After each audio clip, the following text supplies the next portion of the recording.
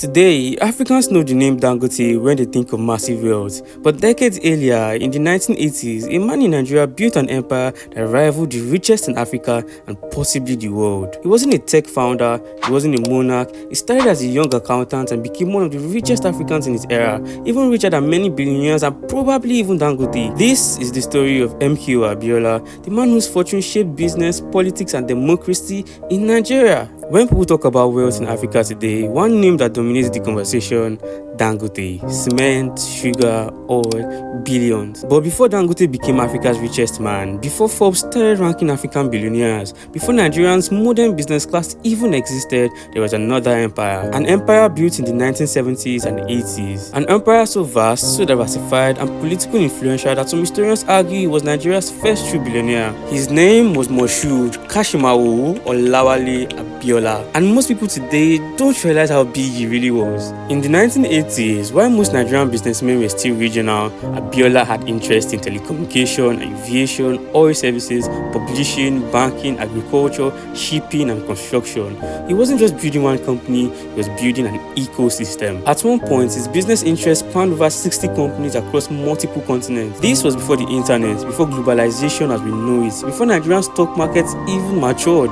And yet, he was already operating at billionaire scale. Today, Aliko Dangote's wealth is estimated in tens of billions, largely built through industrial manufacturing and commodities. But Abiola's empire existed in a completely different Nigeria, a Nigeria with fewer economic freedoms, less infrastructure, and less global capital. In a time when even 5 naira could get you a bag of rice, Abiola accumulated assets that crossed the billion-dollar mark. But here's where it gets even more interesting, because Abiola wasn't just wealthy, he was influential. His newspaper empire shared public opinion, his philanthropy funded universities, his political ambition shook a military regime. He wasn't just participating in Nigeria's economy, he was shaping Nigeria's future. And that is exactly where the story stops being about money and starts becoming about power.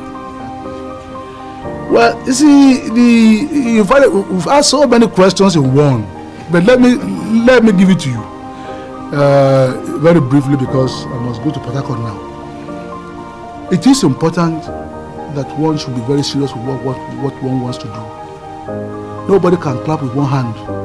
To clap, you need 2 hands. I can provide the money, I provide even the time. Long before private jets, before political rallies, and before billion-naira contracts, Moshood Kashimawo Olawale Abiola was a boy in Abeokuta. Born in 1937 into a modest family, his father was a produce seller and his mother sold kola nuts. Money was not inherited, it was chased. As a child, Abiola reportedly sold firewood to support his family, but unlike many survival stories, this didn't end in substance, it evolved into skill. Abiola excelled academically. He studied accountancy in the United Kingdom, graduating from the University of Glasgow. He didn't return as a dreamer, he returned as a technician of finance. In the 1960s, Abiola joined ITT, International Telephone and Telegraph. At the time, ITT was one of the most powerful multinational corporations in the world. Telecommunication, infrastructure, government contracts, and Abiola rose not slowly but strategically. He eventually became the vice president of ITT Africa and Middle East. That position did more than pay well, it gave him access to capital, access to global networks, access to political corridors. But you see, Abiola didn't stop at becoming an executive, he began building. He founded Concord Press, which became one of Nigeria's most influential newspaper groups. They weren't just publications, they were narrative engines. He invested in aviation, founding Concord Airlines at a time when air travel in Nigeria was limited and expensive. He moved into agriculture, founding Abiola Farms, which involved large-scale livestock and food production. By the 1980s, Abiola's business footprint extended beyond Nigeria. He had interests across West Africa, partnerships in Europe, deep relationships in global corporate networks. There are no perfect public audits of his net worth, but contemporary reports and business historians consistently place his assets in the billion-dollar range by the late 1980s. $1 billion in 1980s Nigeria, adjusted for inflation and economic size, that kind of wealth represented enormous economic gravity. Abiola understood something that many entrepreneurs miss. Ownership is power, but influence is insurance. He didn't just acquire assets, he acquired relevance. In Nigeria's military-dominated political landscape, businessmen stayed behind the curtain, but Abiola refused to do so. In 1993, Abiola ran for president of Nigeria under the Social Democratic Party, and something very unusual happened. His campaign cut across ethnic and religious lines: Muslim, Christian, North, South, wealthy elites and market traders alike. It was one of the rarest moments in Nigerian history where the country felt politically unified. As president, it's none of my business what religious color anybody wears.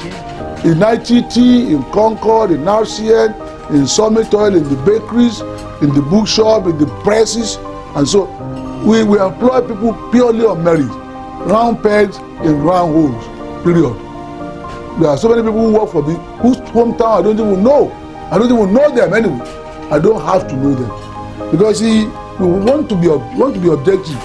If I could do that in my own small business, I think Nigeria has every reason to expect from me a clear vision when it comes to the management of the affairs of the country as a whole. Abiola na the hope, SDP na the party to solve our problem and better our life. Oh, MKO, MKO, MKO, action.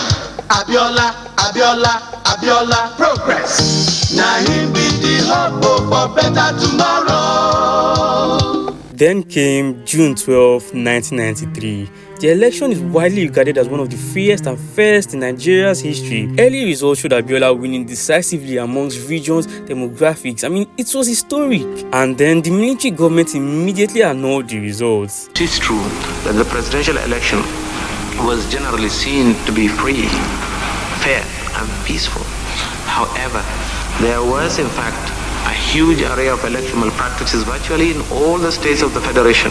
I must appeal to Babangida. If he really truly loves Nigeria, he should set Nigeria free. If he becomes a civilian, as the army seems to be telling him to do now, it will make things a lot easier. But to be one civilian against the other, a man with a loaded gun, it takes a lot of courage to confront him the way God has had to make me do in the last few days, in the last few weeks. But if he did not want a transition, why order an election?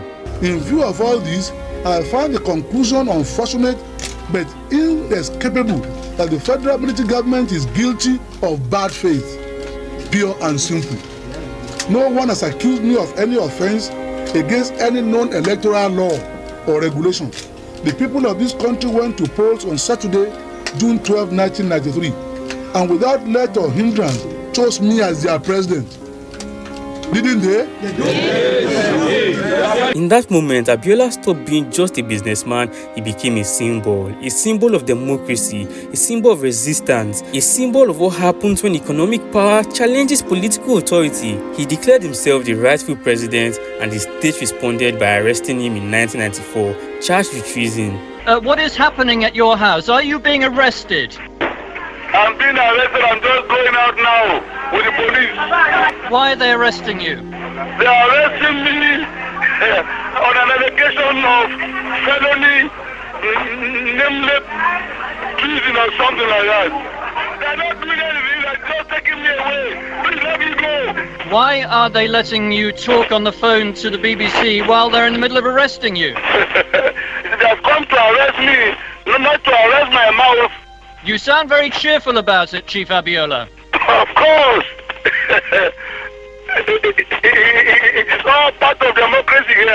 One of the wealthiest men in Africa are now in prison. For 4 years, Abiola remained detained. International pressure mounted. Nigeria faced sanctions. His businesses weakened. His empire began to fragment. And in 1998, while still in custody, MKO Abiola eventually died. Under circumstances that still remains debated, he was just 60 years old. At this time, our preliminary opinion is that the death was due to natural causes. I can't believe that type of story. Yes. That he have cough. Yes. Heart attack. Yes. Cardiac arrest. Yes. Count me out. I will never believe it. We know very little. The fact is my father has passed away in front of strangers without the love of his family. And that should never have happened. Do you have any suspicions? At this time, one must only wonder, because only this morning trusted people saw him alive, full of life, and to be told at 4 o'clock that he's no longer with us is a shocking thing to hear. And what does this mean for Nigeria? we must try and find a positive way out of this. I mean, he couldn't have died for nothing. How are people going to react? They must be allowed to be.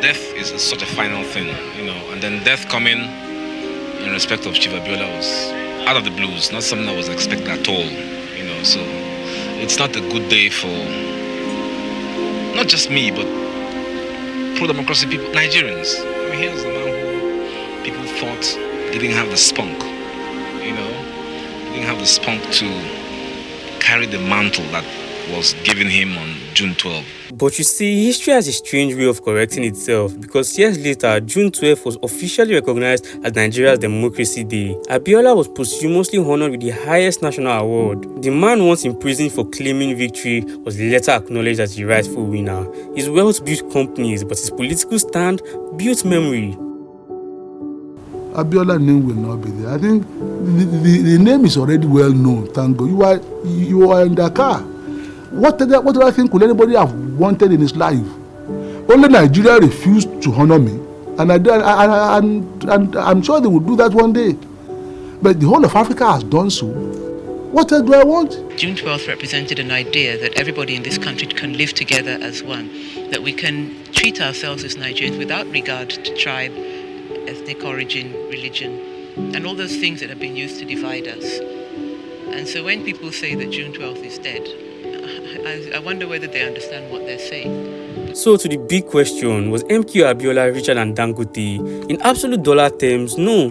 Dangote's industrial empire operates at a different global scale, but in context, in economic proportion, and in influence relative to his era, Abiola may have carried more concentrated power than any Nigerian businessman before or after him. The story of MKO Abiola forces us to confront a deeper question. What happens when private wealth becomes public ambition, when business success transforms into political challenge, and when influence grows too large to ignore? In Nigeria, the answer to those questions changed history completely. MKO Abiola's story isn't just about wealth, it's about skill, it's about influence, it's about what happens when economic power steps into political space. And it raises a bigger question for Africa today. Who truly shapes a nation's future? The elected leaders, the billionaires, or the systems that they build behind them? Because history shows us something important. Money can build empires, power can challenge governments, but you see, influence is what survives. If you love videos like this, like, subscribe, turn on the notification button, share your thoughts in the comments, and I will see you next week. No, I've ventured a lot. You see, a situation where I will have to go through primaries and so on when I haven't really made any preparation. That there are 7,000 words in this country. 7,000 words. You have made preparations. You have. You think I have? Yes, I think you have. You don't have to go out there. That's true. You have.